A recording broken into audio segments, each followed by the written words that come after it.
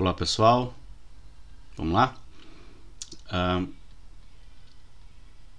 Oximetria de pulso, tá?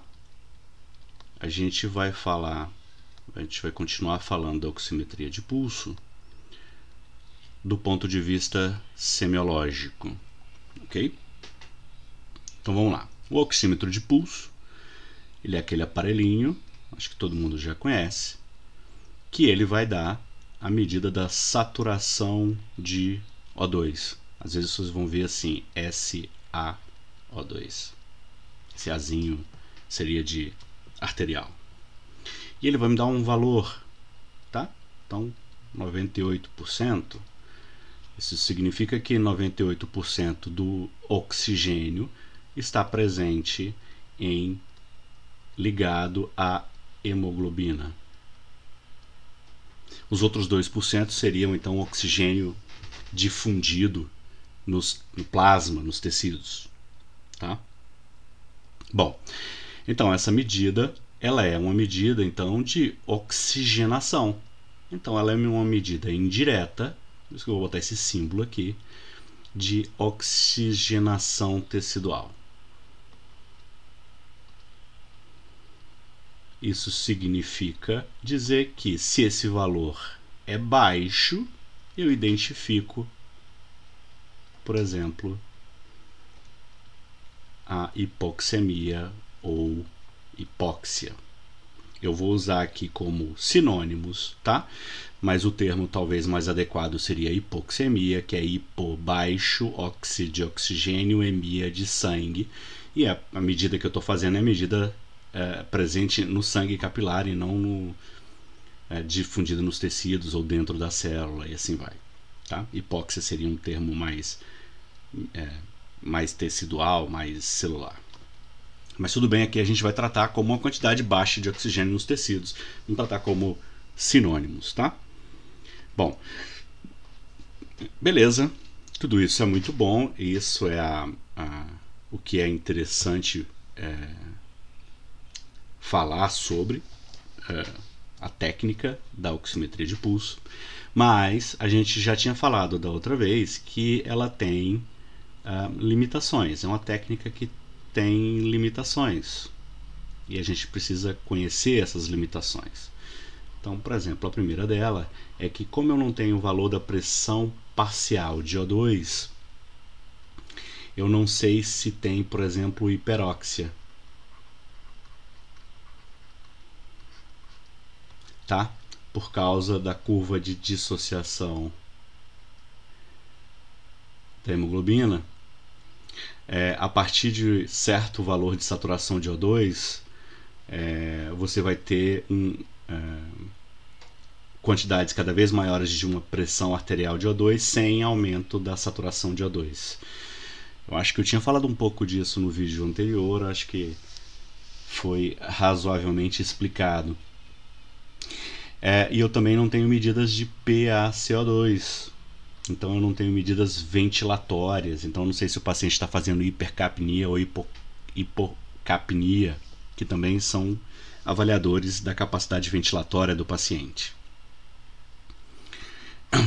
Num paciente normal, a saturação de O2 tem um valor equivalente à pressão parcial de O2, tá?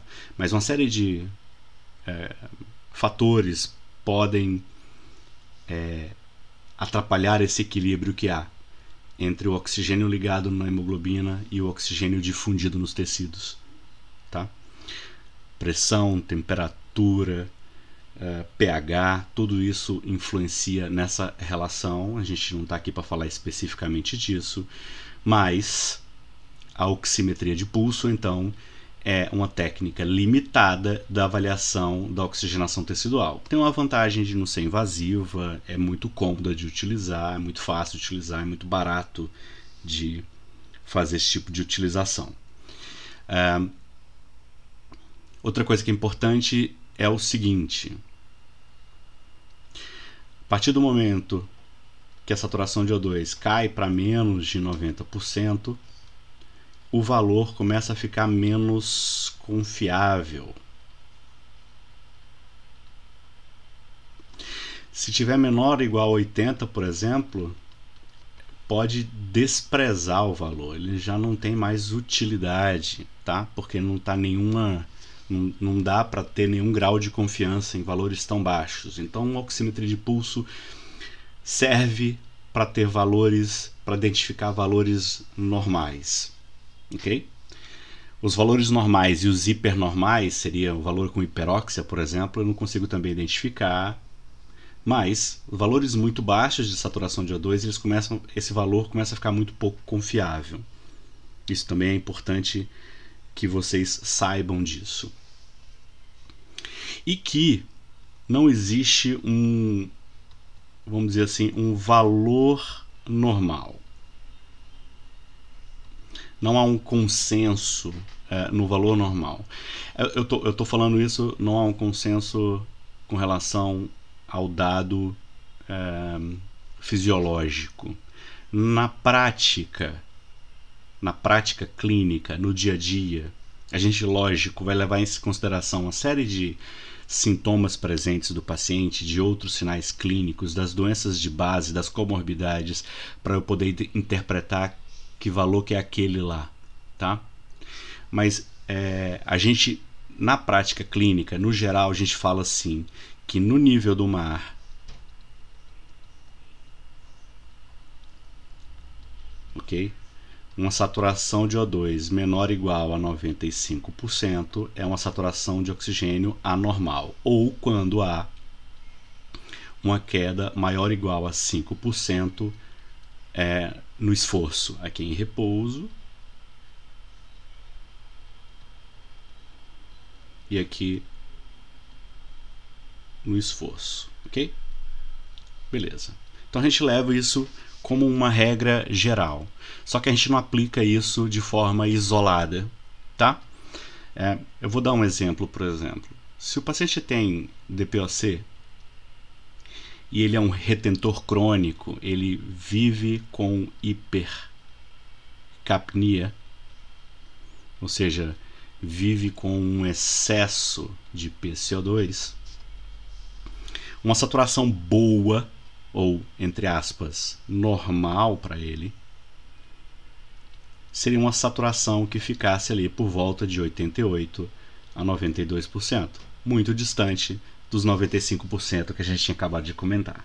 Mas lógico, levando em consideração que o paciente tem DPOC, levando em consideração que o paciente, além de ter DPOC, tem essa característica de ser retentor crônico de dióxido de carbono. Ok? Ok. Bom,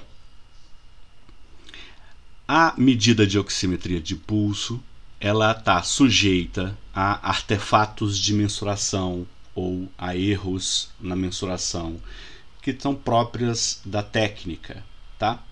Então pode acontecer de você ver o paciente, a saturação está lá 90%, ok? Realmente é um valor baixo, não é? Mas olha só, antes de se alarmar, antes de chamar todo mundo, antes de colocar oxigênio no nariz do paciente, cheque algumas coisas que são sujeitas a erro, que são muito simples de resolver e que você tem que estar atento. Então, primeira coisa,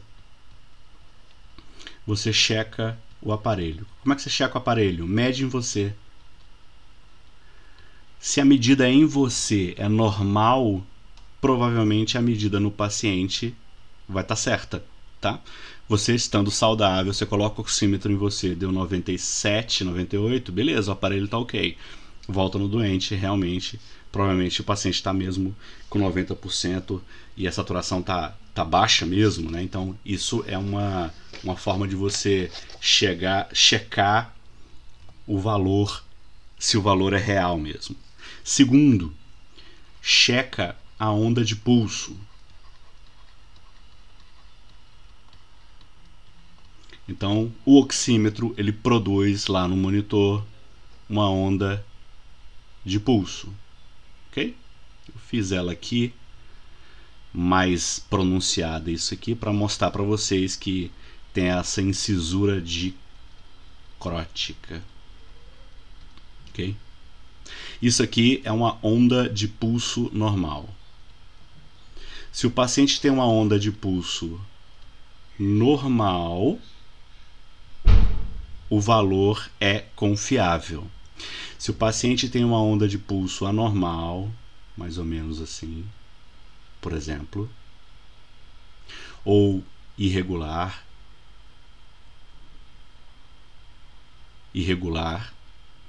esse valor dado, ele não é confiável, ok? Terceiro, checa a posição do oxímetro. Vê se o oxímetro não está mal posicionado no dedo do paciente, ok? Ele pode estar mal encaixado no dedo, ele pode estar rodado no dedo, ele pode estar fora do dedo, e aí você vai ter um valor completamente anormal, né? Quarto, checa se o paciente está quieto. Esses aparelhos portáteis, eles são muito sensíveis a movimento, e aí o movimento atrapalha a leitura, produz muito ruído na leitura, e aí o valor não é confiável. Então o paciente tem que estar com a mão parada, com o dedinho parado. O paciente no meio de uma convulsão, você não vai conseguir medir a saturação, tá? Os aparelhos mais modernos, eles são menos sensíveis a movimento, mas ainda assim eles são influenciados por movimento, tá? Quinto, checa a pressão. Porque hipotensão ou mesmo choque vão produzir um fluxo capilar muito baixo, e aí não vão ter esse fluxo que seria o que poderia detectar as alterações para definir a saturação de O2. Então, por exemplo, valores de PA sistólica menor do que 80 milímetros de mercúrio vão produzir valores não confiáveis de saturação de O2. Você vai precisar de gasometria. Paciente chocado, hipotenso, você precisa de gasometria para definir se tem hipoxemia ou não. E sexto, checa a temperatura das extremidades, tá? Paciente em hipotermia, pacientes com hipotermia também vão fazer leituras ruins de saturação de O2 e você precisa de gasometria para confirmar. Então aqueça a extremidade, tá? Sala fechada, ar-condicionado ligado, às vezes o ar-condicionado está em cima do paciente, o paciente está inconsciente e não consegue reclamar de frio, o paciente fica hipotérmico, e aí a saturação não vai ser lida, tá?